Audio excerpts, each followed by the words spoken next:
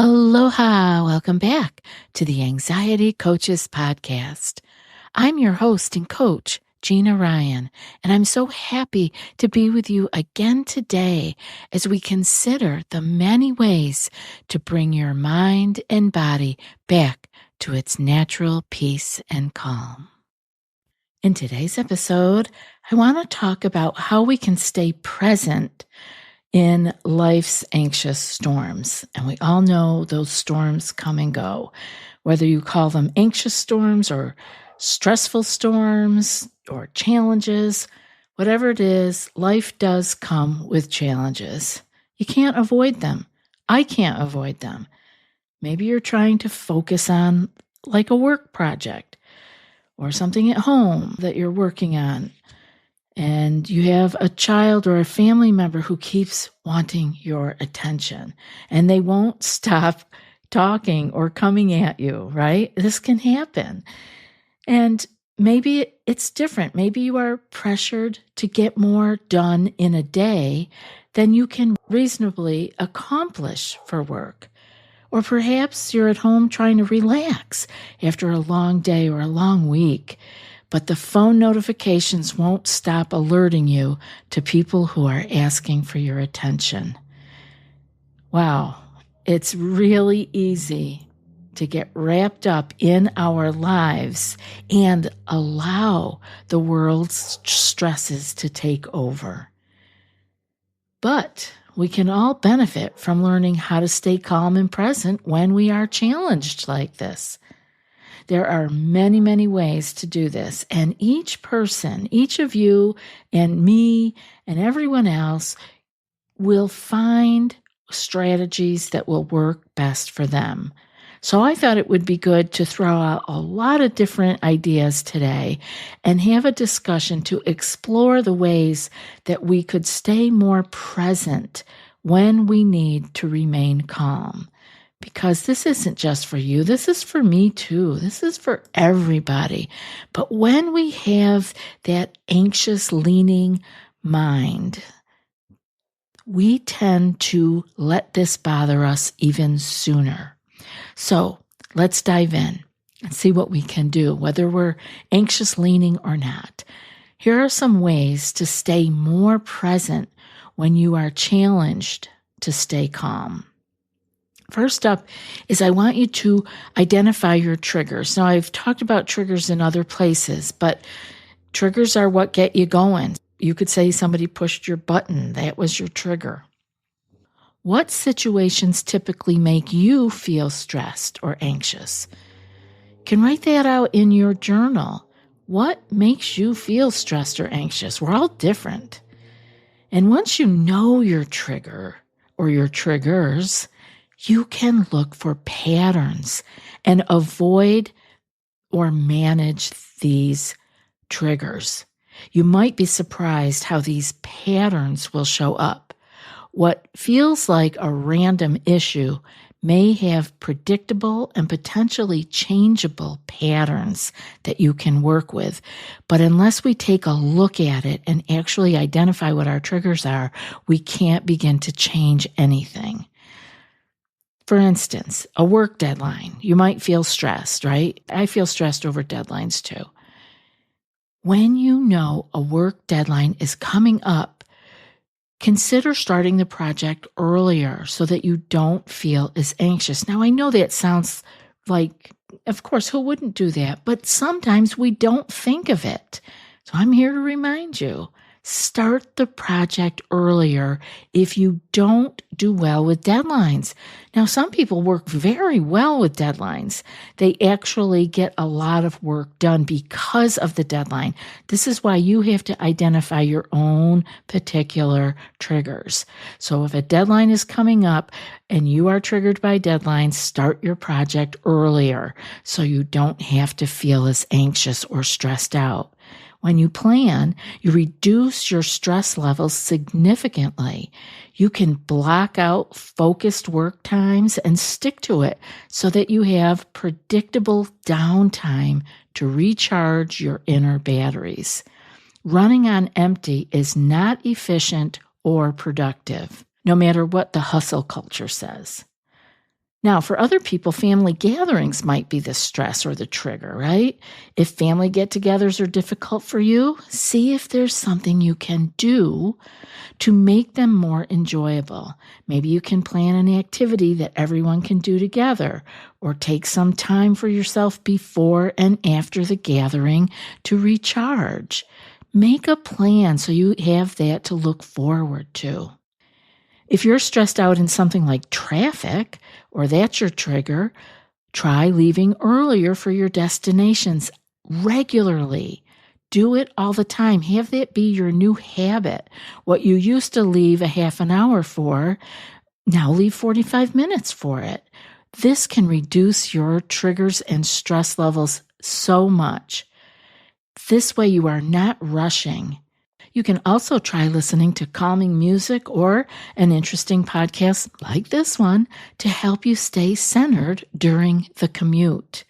Let yourself have this set up so you are not always feeling behind the 8 ball. Another thing that we can consider doing is what I call taking a step back. If you're in the middle of a stressful situation, you didn't plan this wasn't one of your usual triggers, so you really couldn't plan for it to be happening. You're in the middle of a stressful situation. I want you to take a step back and observe the problem from a distance. Now, this will take practice, but you'll begin to do it automatically if you try it for a little while. You can end up seeing the situation more clearly and make better decisions when you step back. For example, if you are in a meeting, right, and someone is disagreeing or arguing with you, you can take a step back quickly and analyze the situation. These questions will start to come to you automatically. What is the person trying to say? What is the best way to respond? Can you identify areas where you can agree with them and diffuse the situation? These are questions that I try to use when I have to take a step back and look at things. This is sometimes where texting and email can be easier to handle situations because we aren't pausing to take that step back. But the more you do this, the step back will become automatic in your head. You will very easily in your mind be saying those questions to yourself. What is this person trying to say really? What is the best way for me to respond? And where can I agree with them and diffuse the situation? It will come more organically over time. If you're in a heated discussion with your partner, well, take a step back and observe that situation. What is the actual issue here? What can I do to resolve it? You can make mental notes of situations and try to use these solutions when you find yourself in a conflict with your partner or someone at home. And along the same lines as taking a step back, you can also be proactive and center yourself before looking at emails or texts or answering particular phone calls. Getting yourself in a clear and centered space before seeing what other people's needs are from you can help you to respond more gently and more to answering your needs in the situation without alarming your fight or flight responses. All of this requires that we slow our minds down and actually see what is happening in the present moment versus where the lizard part of our brain wants to go to be safe. We already are safe, and we can operate out of our more evolved parts of our brain and be more at ease. But we have to be aware of this and practice it. It really, really can change things for you. But you need to do it first very consciously, being very aware, and it may feel cumbersome at first, but over time, this becomes your new way of being. Another thing that you can do, or we can all do, I include myself here, is you can talk it out. Sometimes the best way to calm down and bring ourselves back to center is to talk to someone about what's going on. Talking things out can help us see the situation in a different light and maybe find new solutions. If you're feeling stressed about a project at work, talk to your boss or a colleague about it. They may have some helpful suggestions. If you're feeling overwhelmed by family responsibilities, talk to your partner or a friend about it. They may help you out, or they may offer some words of encouragement. You can also post about your challenges in the ACP group coaching membership. And not only get it off your chest, but you can get helpful, considerate feedback also. And you can use that to help you go forward.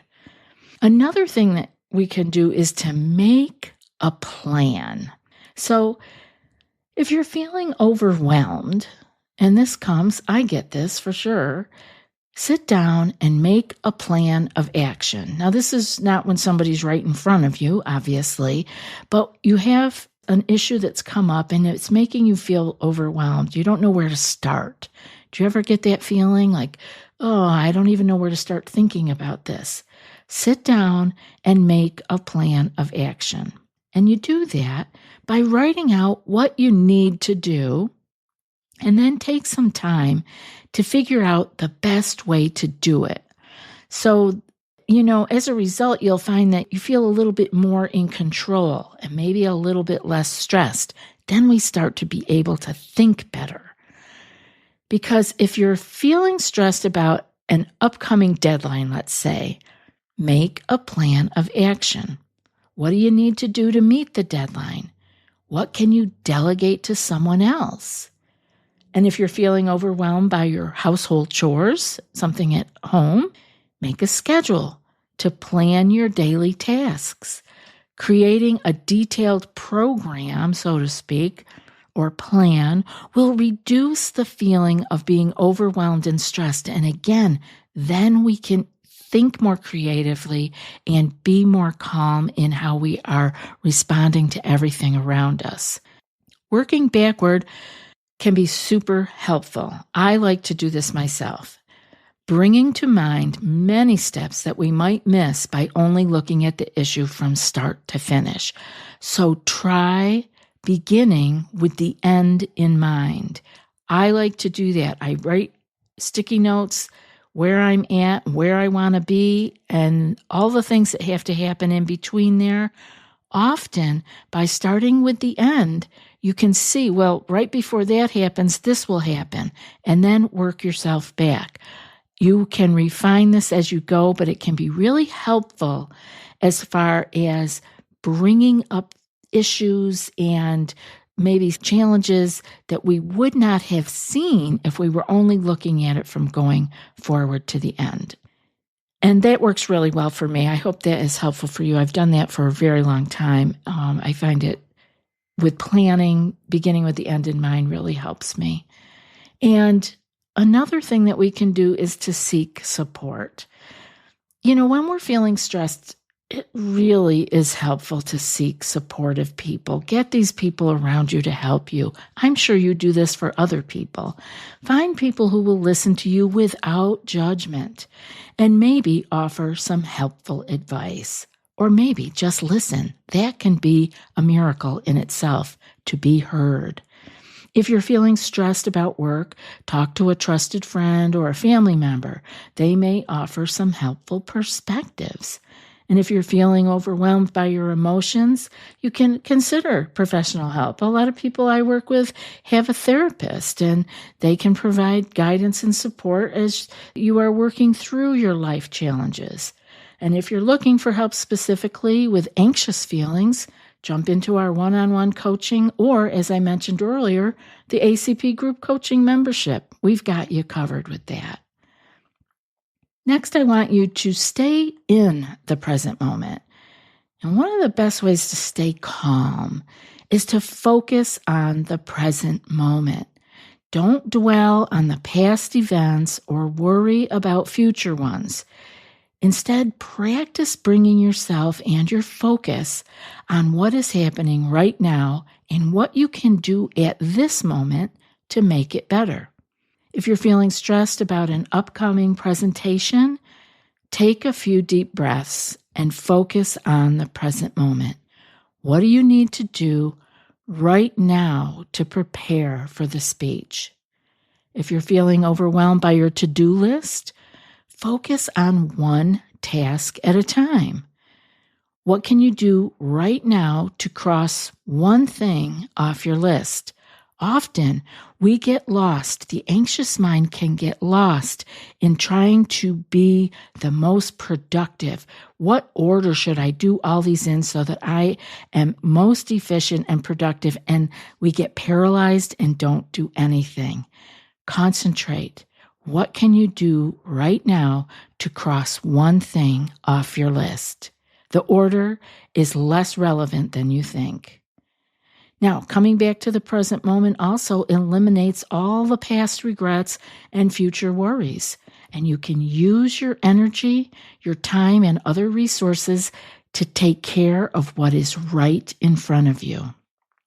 Don't let your thoughts consume you is next. Understand that you are not your thoughts. Your thoughts are just a part of who you are. They don't define you, so don't let the thoughts carry you away. When you're feeling stressed, it's important to remember that thoughts are just thoughts. They do not and cannot control you. Next up is to practice observing your thoughts. So I want you to see these thoughts that are coming, but I want you to see them without judgment. Let them come and go as they please. If you're having a thought like, I'm such a terrible parent, observe the thought without judgment and let it go. Let it come. It's okay. And let it go. Let it keep moving. Don't grab it and try to, take it into your heart. Think of your thoughts as a passing cloud. Acknowledge it and move on. Remember, you are the big sky, and your thoughts are simply passing clouds. If you're thinking something like, I can't do this is another place we get stuck. I can't do this. Note the thought without judgment and release it into the atmosphere. Remember that your thoughts don't define you. I want you to also, as we're getting to the end here, I want you to practice self-compassion. I know you hear me say this all the time, and I'm trying to say it in so many different ways that eventually it hits you like an aha moment. One of the best ways to stay calm is to practice self-compassion. Be kind to yourself and don't beat yourself up if things don't go perfectly. Accept that you are human, just like the rest of us, and making mistakes is a part of life. In stressful situations, you can tell yourself, it's okay. I'm handling this as best as I can. If you make a mistake, tell yourself, everyone makes mistakes. I'm only human. Remind yourself that you are doing the best you can and deserve compassion. Welcome yourself to the human race. And as Kristen Neff, a leading researcher in self-compassion who I love, has said, being human is about being yourself with your own strengths, weaknesses, gifts, challenges, quirks, and oddities. Being human is not about being any one particular way. It is about being as life creates you. Thank you, Kristen, for that. I appreciate you. Challenges can arise when we least expect them and leave us feeling overwhelmed a lot of the time. So in these moments, it's important to remember some key steps that will help you stay present and manage the challenges at hand. Applying one or more of the tips I talked about today, I hope can help you stay calm, focused, and more in control. Remember that practice makes progress and that there is no perfect. So start incorporating some of these practices into your daily routine. Identify your triggers. This is the most crucial step because once you discover the things that lead to anxious and negative thoughts, you can take steps to tackle the problem. I hope today's show was helpful, and I love being here with you, and I hope that you are having a peaceful rest of your day. And now for today's quote. The present moment is filled with joy and happiness. If you are attentive, you will see it. And that is from Thich Nhat Hanh. I'll be back in a few more days with another podcast. Until then, be well and aloha.